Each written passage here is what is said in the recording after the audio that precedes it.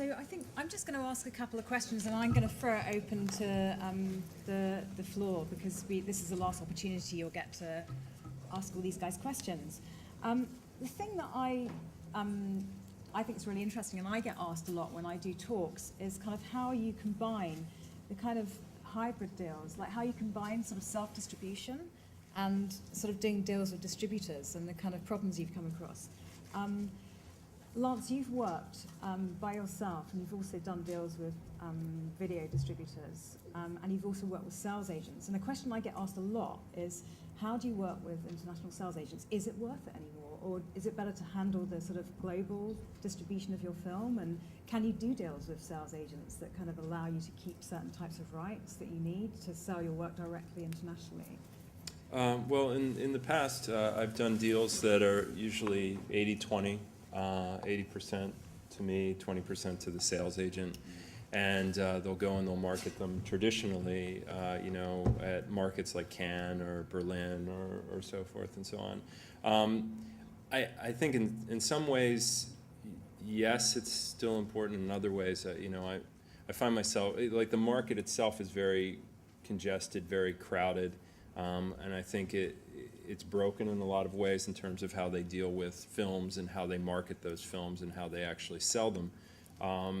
So from my experience, I mean, it's interesting because I have traditional for international, again, with head trauma, but I've been really considering breaking that and doing some new things with it, because I feel like in some ways it's just a broken model. At least I found that to be. And Arin, do you think that and Susan, do you think that there are tools out there now that you can actually use where you can, obviously you've used YouTube and sort of other tools. Do you think, Kelly started talking about Reframe, which sounds really interesting. It's going to be in the US, but there are other tools you think can really help you sort of sell your work? Do you mean internationally? Yeah. Because obviously we're doing a lot of stuff in the United States, but everything that we're doing is international as well. Yeah. So any country in the world can see our film on YouTube, and anybody anywhere in the world can join Spout. So for that model, we're set. That's worldwide distribution. What was really interesting, I ordered your DVD recently from your fulfillment company. Thank you. And they didn't have a kind of FedEx option, for example. So it took a month to arrive. Yeah, and it's stuff like that that's kind of makes it really hard. Like just finding those kind of companies that are really useful. And for filmmakers, it's quite hard finding those services. It's totally not a perfect system. I mean, one other problem we had is they were doing a screening in Vancouver through Brave New Theaters. They had set it up, so they bought a DVD, but the DVD was going to take 3 weeks, but they were doing the screening planning it a week and a half out, which should be fine. So, it's far from a perfect system, but I think that, using B-Side they will ship to anywhere in the world. It's ideally what we would see sort of a network of DVD replication facilities that have DVD-R on-demand systems built around the world. These companies exist all around the world. All they have to do is sort of link up with each other in some way. I don't mean as a monopoly, but as different relationships, so that the nearest fulfillment center could actually create the DVD and ship it, and you could get it even later that day if you needed it that bad.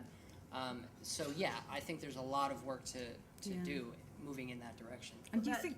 That being said, I mean, the one cool thing about B-Side is even though the DVD may take a while, you do get the downloads of the film high quality for free immediately. So you do get a copy of the film. Sure. And that's one of the things B-Side really pushes, is that when you buy the DVD, they give the people the download included, because they feel like, well, they've bought it. So that's the system we're using. And have you found you've gone through quite a lot of different services and people that, to get there? We talked to a lot of things, read a lot of different websites, talked to other filmmakers.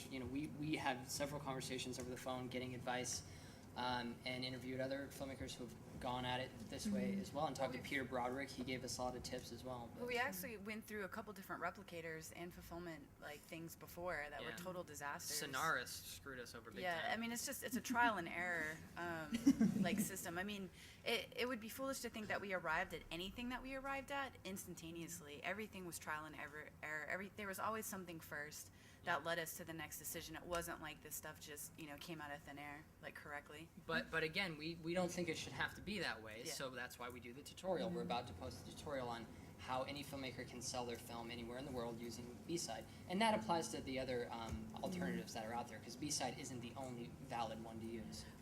And I think it's really interesting what David and Jay said earlier. You know, it's up to us and up to you to actually say what you need and what you want. And it's because of these guys, they're all experimenting. You know, they're kind of doing all this work in a way. Well, and people could choose to just sit back and hang out for a couple of years, or you could pitch in and help with this experimentation process so we could all get there faster. Exactly. And it's really interesting. The more people who are doing it, the kind of easier it is for everyone. And it's really great. And if anyone's doing it in the audience as well, you should tell us. I met a few people on break that are doing all this stuff. Brilliant. Because it's great because everybody can write about it and kind of inform everybody else. But going back to the question, because Jeremy, you've dealt with traditionally with you've made several feature films and done international sales. Would you go back to that model ever, or can you combine it with what you're doing? Liz, I think there's a very important book written by I think one of the biggest gurus at the moment, Henry Jenkins, called Convergence Culture, who's based at MIT, in charge of the Comparative Media Lab. And it's like the Tipping Point book, it's like the long tail theory. It's really a combination of the old world and the new world, and it's however the filmmaker wants to customize the two for me. Because we've got real big sales companies on board 2 of our films, and we've got no sales companies on board 3 of our films. And I actually found out that we're actually making money when we don't have sales companies, because they have to make $100,000 back, all their costs, all their commission. And in fact, there's 7 stages or levels of middlemen who are taking all the money away from the filmmakers. So I think the only solution is self-distribution through models that we've just heard this afternoon, because those are the models that I think are delivering dollars into people's pockets. Even if it's small money, it's still money coming back, because otherwise it's a fiction. Films don't get seen and you don't get any money, so why bother? It's too painful a process. But I will say one thing in response to that, though, is that we're in a situation where in the United States, we are now going to be on television with the film and also releasing the DVD in retail. And that happened because of the exposure we got on YouTube. However, we've yet to land that in any other country. We're working on it, and we actually don't have a sales representative. But it's a little bit difficult because most of our sales totally self-distribution, and most of our theatrical events are all in North America. So it does seem like there is some kind of a need to have sort of a new kind of sales representative that is thinking of these outside-of-the-box concepts, but that can still make and facilitate localizing your film. Even if you already have it translated to other languages, which we do, but still finding a way to get it released in these countries that have their own systems that are in place that, we shouldn't throw the baby out with the bathwater. If they do have a way to get films out there, let's try and use these things. But it's hard if you're in a different country. I guess it's really interesting. Kelly brought something up today, which I think is really important. It's kind of about services. It's the idea of services, because in a way we're in this weird dilemma of rights. You either give your rights away, or there's kind of nothing else. It's black and white. And almost it's kind of that service idea where you're going to get some kind of royalty. It seems like the fair way to do distribution as opposed to that. Maybe those are the kind of services. Yeah, I mean, in the short term, absolutely. Yeah. Where's the emerging pictures, but worldwide? Yeah. I don't know. I don't know. And I want to ask Matt, with your project, you're sort of embarking on something totally new. I mean, are you interested in at all engaging with anything to do with the sort of film industry or any of those tools? Have they approached you, actually? Well, I spent kind of a career of trying to dismantle old cinema in a way, of looking at new ideas, and it's a really kind of interesting time because the old kind of media giants are trying to change this new digital order and stuff, but actually if you're doing something new in it, working with that old order is really difficult, as you can tell with the troubles with distributors and stuff. So I was just interested in not trying to deal with that at all and just bypass that completely and just think about a couple of rather than a couple of seconds, a few minutes or hours into the future, as opposed to just trying to work and subvert it. Let's just accelerate the process and go past it. And that's why I think there's lots of different ways to remodel the process, and I wanted to remodel the process so I didn't have to think about distribution at the end of it. I could just, give it away and actually develop an audience for a film as we went along, so that there's already an audience for it when it gets made, and you don't have to think about recouping investment in a traditional way. So you can use hyper-distribution and BitTorrent, peer-to-peer networks, etc., video sharing sites. So, there's this big thing about, how do you compete with the dominant business model, which is piracy? Well, you compete with it as a filmmaker by embracing it and seeing how you can actually work within it, because I think it's much more about you as a brand, or at least your feature as well, like actually reaching your audience. I think there's a great quote which I paraphrase from Tim O'Reilly, who invented the Web 2.0 thing, which is the number one threat to a filmmaker nowadays is not piracy, it's obscurity. So it's about kind of cutting through that and making sure you're not obscure or irrelevant. I think that's a brilliant quote, and it's kind of interesting because I think what you were saying is like the more something you share out, the more valuable it comes. So those are kind of two things I think that are really kind of important. And the great thing culturally about that is that the incentive is to make content that someone, not everyone likes, but that somebody out there really likes. And that's the incentive being in the right way, rather than the incentive being like, oh, this has to, on the surface package, look like it's going to be presentable so the person can take a risk on it and throw down $10. All this arbitrary stuff that has nothing to do with actually communicating and connecting. It goes back to the idea of building a media brand. Like, I'm glad that you said the word brand, because it's like, Arin and I kind of think about Four-Eyed Monsters and even, SusanBice.com and ArinCrumley.com as media brands. And like those media brands have to have integrity. So it's like you have to put stuff out that has integrity, and therefore people will continue to track what you're doing. So yeah, it becomes more important to constantly be like doing your work and having integrity and growing your audience without, this push advertising and like selling. I think that's a really interesting point you brought up, Susan, because I don't think a lot of filmmakers think in that way about brands. It's like almost like a dirty. They don't like that word. Yeah. We got booed in Montreal. Yeah, for using in the word Montreal you brand. were. Yeah. But we just mean your name, your identity. Yeah. Just like any popular music or filmmaker has their name out there. But it's really interesting because I think people think about, they like films as films, and they don't think about them as all these other things we thought about as events or T-shirts or merchandise is another word that people hate. But all these things are kind of really important, and maybe they're the kind of value that you're going to find in your films, and maybe you're going to kind of share your films for free but find other ways of sort of monetizing them. So I think the idea of brand is totally kind of it's important. a good safety net too, Yeah. because like with our episodes, if not, we weren't getting any return on putting those out there, but at the very least we were getting exposure to our identity online, and that means subscriber base, and that means potential audience for when we release the film.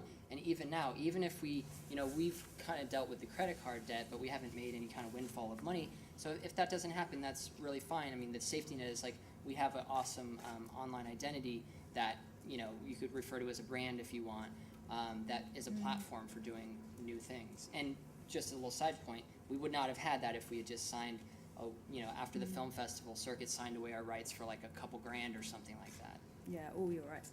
And it's kind of really interesting because I think when you think about investors sort of investing in sort of businesses that aren't film, they want to know who's going to buy something, who's an audience, and it's really interesting because all these filmmakers, like Jeremy pointed out, you've been data mining. You have figures. You kind of got figures. You know how many people are there, and that's a kind of business model. That's a kind of more efficient business model than sales figures, which we've based financing films on in a way. Right. So I kind of think Data mining. Yeah. I loved that.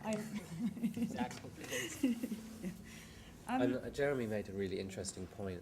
I didn't realise there was 7 steps to the actual consumer, but filmmaking and getting your money back from filmmaking is like such an inefficient process.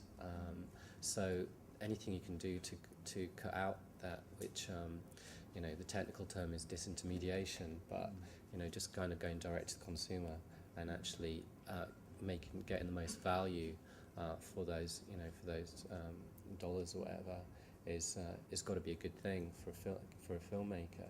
I've noticed, Matt, that even though you're still in development process of your film, you're selling posters already on your site. I mean, it's kind of, this is like right from the beginning.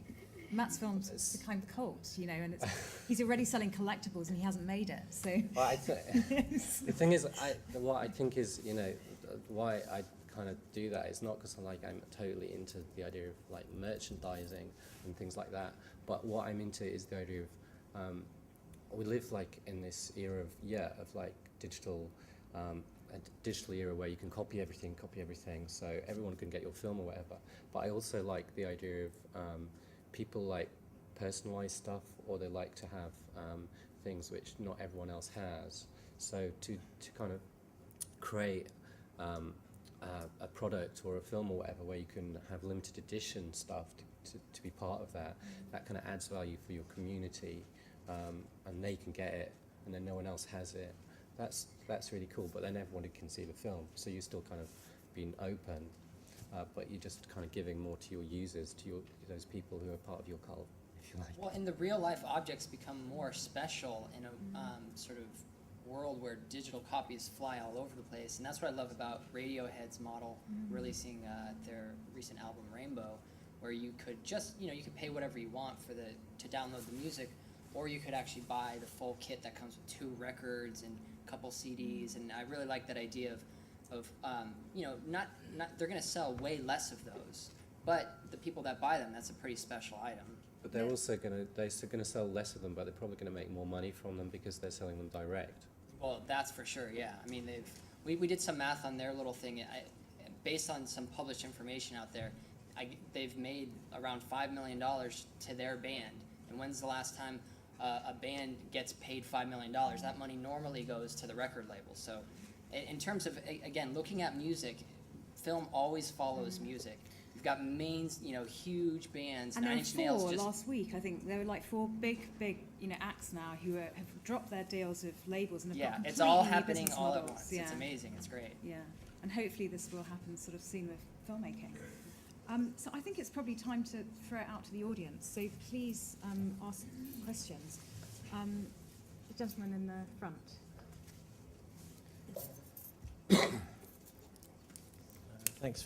Thanks very much. It's been a fantastically interesting afternoon, and we've heard 4 different unique kind of approaches. But I have a question for Matt, really, because if I was one of his £25 people, when you get your 50,000 and you get your million, do I still have to pay to see the movie? No. He said he's giving away for free. It gets given away for free, but the point is then why would you pay £25? And if you pay £25 to actually to have some kind of agency and to be part of that process, to have some kind of editorial input, then you need to pay that amount, and Sure. you're part of the community. And the idea is not only do we make one film, but then we become a self-sustaining production community. So, for example, I'm going to accrue as much as possible from the community.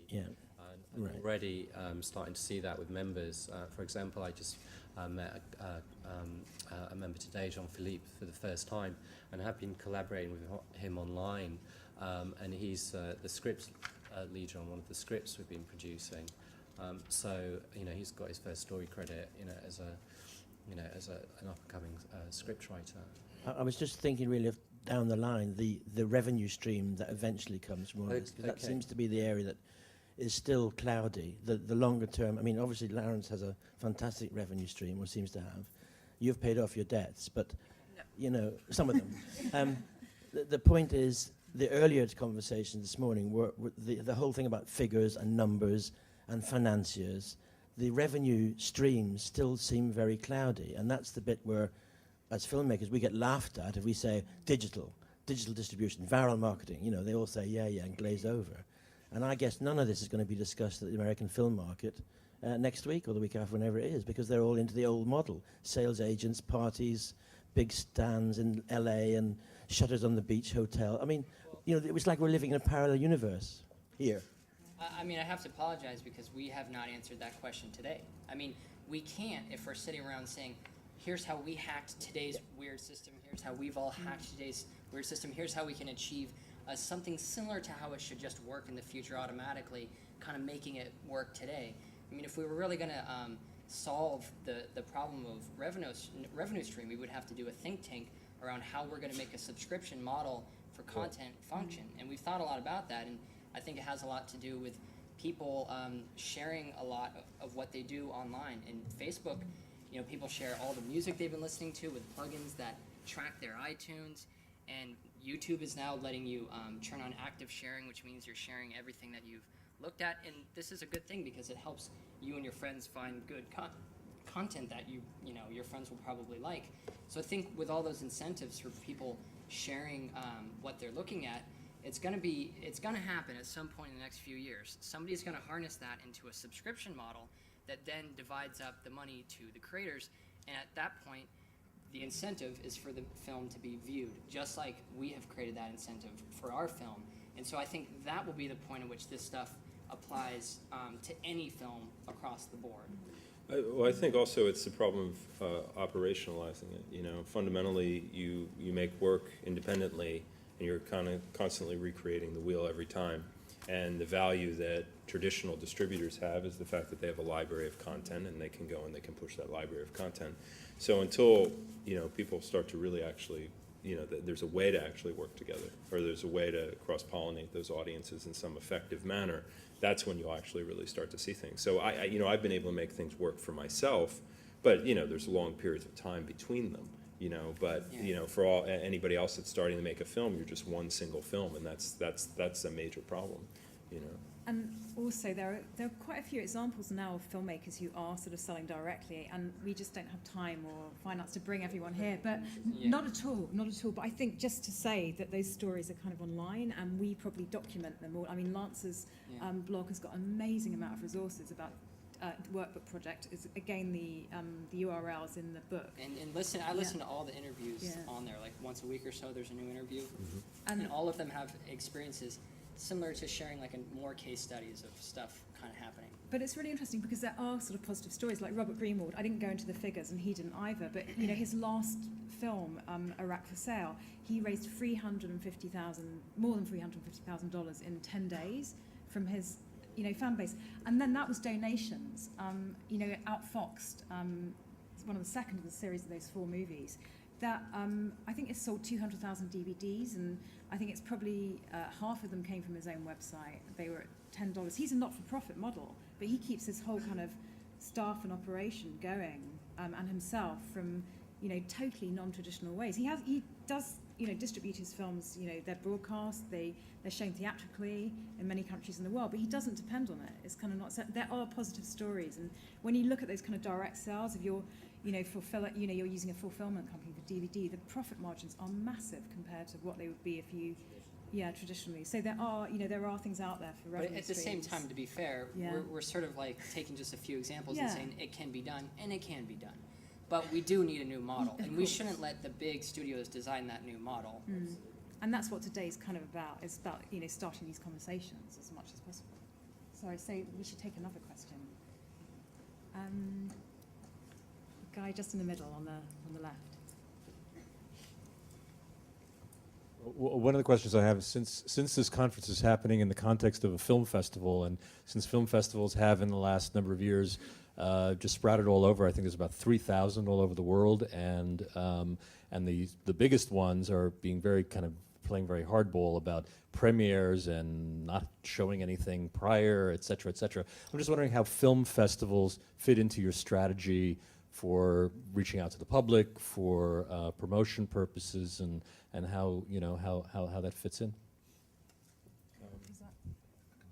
you want to start? Yeah, you start. From our point of view, we've made a lot of money out of film festivals. We see them as a source of revenue because the sales companies started charging film festivals because there's so much competition amongst the film festivals to get your film and have the world premiere, European premiere, and they started charging up to $2,000 per festival.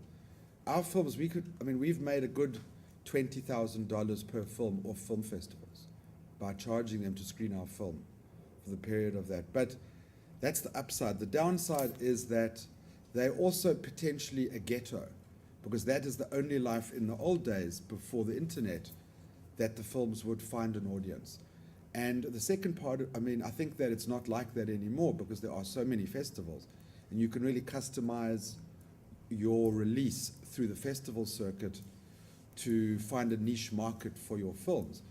But I think what's really interesting at the festival level now is the collection of data around who sees your film at the film festivals, because a lot of festivals are having audience prizes.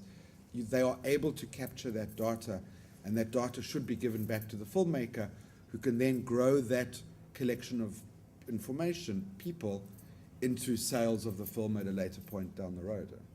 Sharing that information is great, and getting paid for a screening fee is great, but those two things have not been our experience. So for that reason, we don't really like film festivals. We think that they were sort of a waste of time, and what we should have been doing is starting the video podcast even sooner than we did. As soon as we stopped doing film festivals, we put all of our effort in promoting on the internet, and that's where we saw our explosion. Yeah, I mean, film festivals has great intentions, but they've gone, like, especially the major ones, it's like they're completely corrupt. Like, they don't make any sense at all. Like, their role is going to have to change, just like the role of distributors is going to have to change completely. But I love the evolution that can take place, and where they are paying filmmakers, just like anybody else who puts on a screening of a film. Yeah.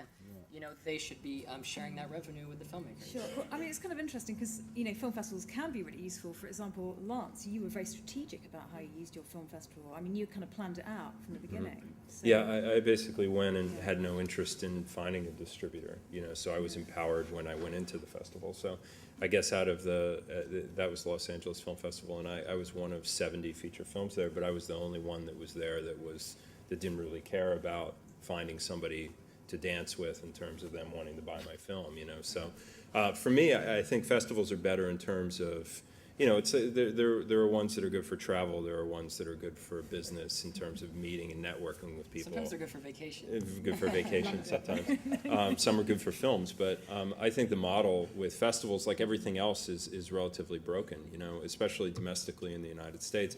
I mean, I could see at some point regional festivals taking on more value in the U.S. and people being able to use them and collapse the release of their film.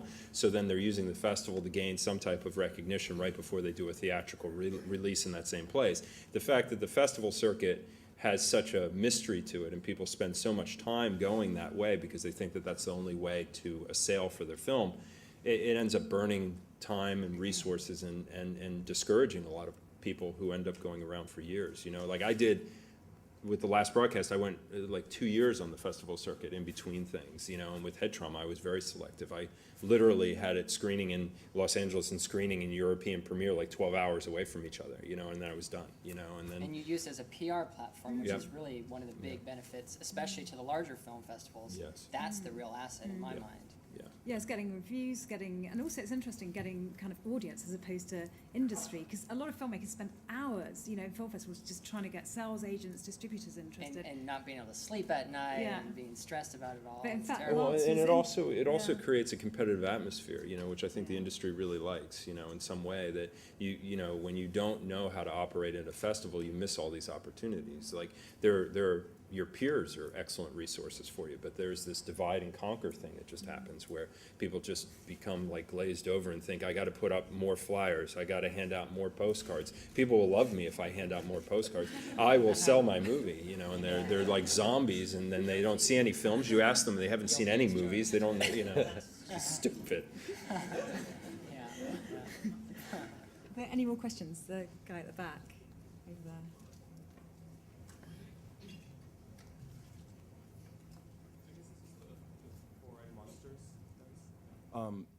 I'm just wondering, who are you inspired by? Any filmmakers? Because you know, I can obviously tell by Head Trauma, you know, your inspiration. But I mean, because it seems so not much about filmmaking in a way to me. Do you know what I mean? Is there who do you?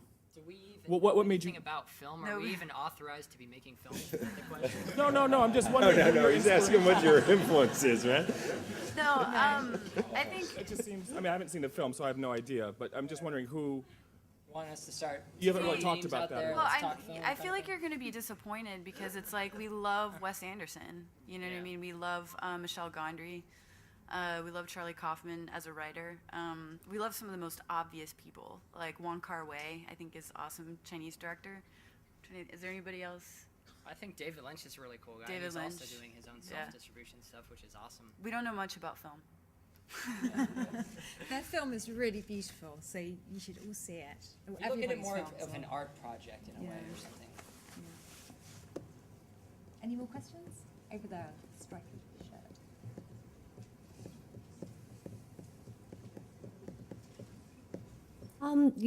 Matt talked a bit about crew earlier, and what are your thoughts on the implication for the sort of the wider filmmaking community and the way that you guys are now making your movies, the production designers, the cameramen, the editors? Do you think that the pattern of the use of film technicians is going to change a lot? Do you think it will be much smaller models of crewing? I'd just be interested in your thoughts. Is that directed to anyone? in No, particular? anybody really. Well, I'm a strong believer in collaborating with individuals, you know. So I mean, in terms of the filmmaking, like Head Trauma, we had, it wasn't a large crew, but we had, you know, anywhere from 20 people to 2. It just depended on what was needed at the time.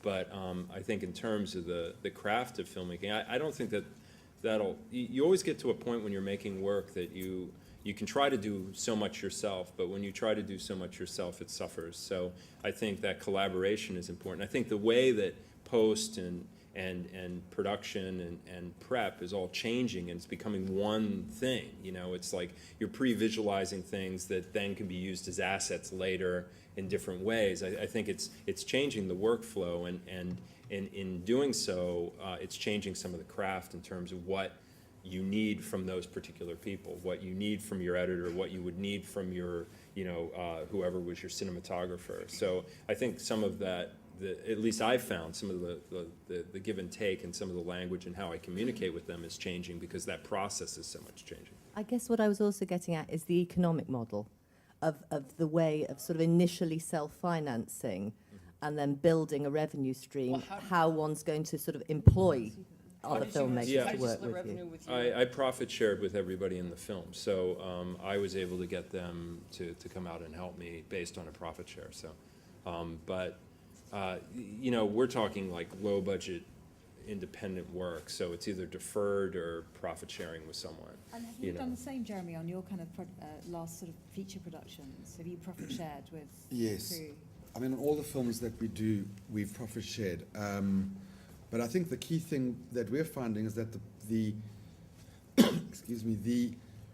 we're trying to drive our budgets down as low as possible, because I think that gives the filmmaker the ultimate control. Because the more people you ask money for, in the traditional sense of financing a film, the more complicated it becomes. So we started off making films with 30 to 40 people on crew. The last film I've just made has got 3 people on the crew. And it was from $1 million down to $50,000. So I think it depends on the film and it depends on the filmmaker. But I think the drive in indie world, if you want control of your own work, is to work with a few collaborators that you really trust. I feel like in terms of the process of filmmaking changing, I think what's really cool about Swarm of Angels is the crowdsourcing aspect of it, and how I think that has enormous potential down the line, especially with like documentaries, because you might post a bunch of footage just raw, and then people might come in and transcribe that footage and tag certain areas that are really great. You have all these basically like volunteers, similar to the way that the world's largest encyclopedia was created by volunteers, Wikipedia.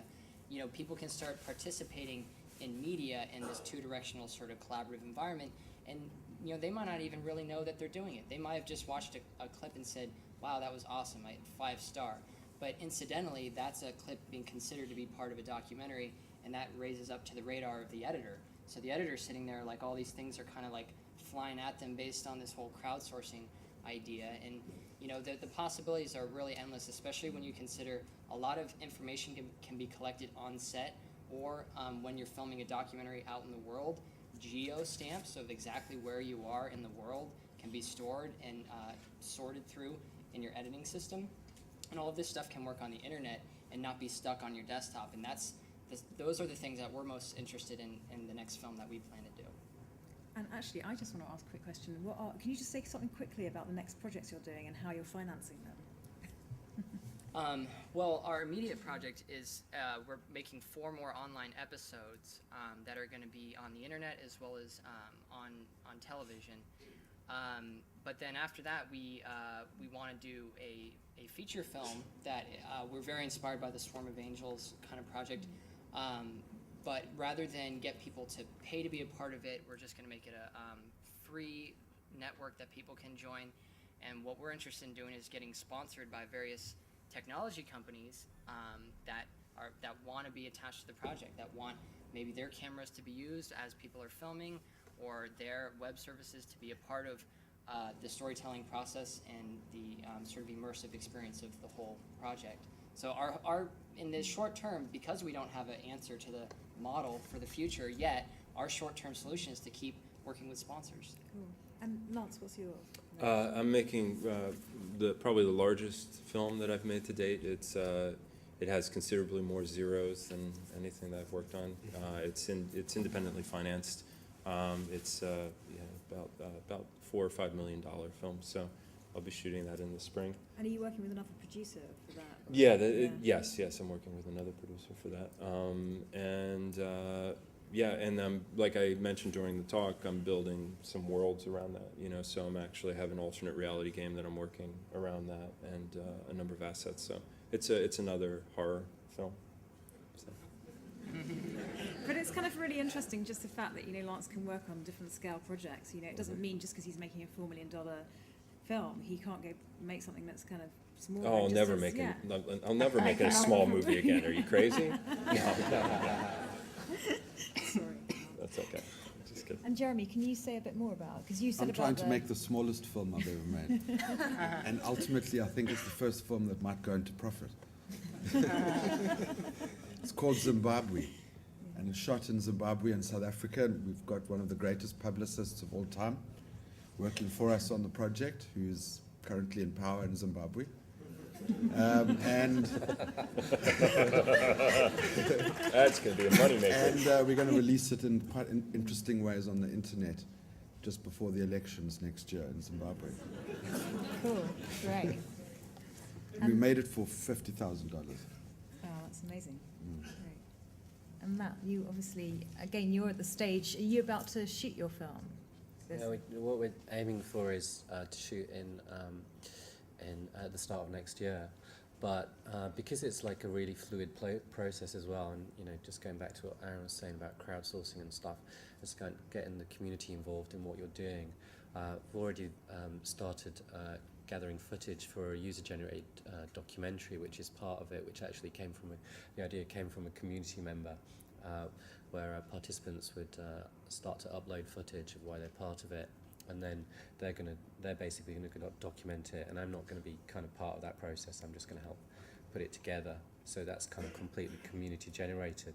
And then at the same time, I want to do some stuff with mobile phones as well. So rather than kind of have the idea of like just the feature film at the end, and then that's the first time you see the footage, start to build in kind of other fragmented stuff within that, and we can use like the mobile phone footage within that, which is going to come from members. We've got like members from over 40 countries now, so I want to kind of use that spread of geographical locations as like a really kind of interesting texture to add to the whole thing. So that's happening as well. So we're going to start putting that out too. So I'm not into the kind of the I love what Fried Monsters are doing, but being English and kind of a bit more uptight, I'm not into the kind of touchy-feely video blogging stuff. But I like the idea of like obviously doing something else which members non-touchy-feely, much more English approach. Yeah. So we're going to be doing some of that too. I'm going to give you a hug later. I hope you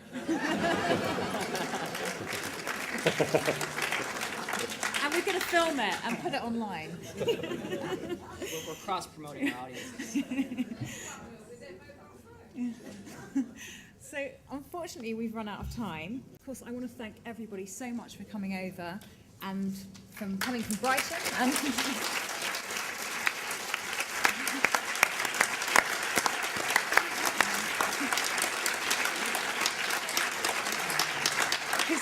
they're really busy, and I kind of I was really belligerent about, like, Arin and Susan, for example, are just editing something, and I said, you've got to come, because they were so busy. So it's really great everybody could come, and Jeremy, who's come from South Africa, and Ira, and Kelly and Sarah, and David and Joe have all come such a long way.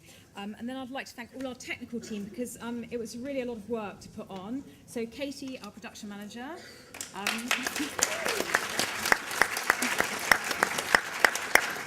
Richard Boyd, who's head of technical. Lauren, and Steve, and Ed. That's it.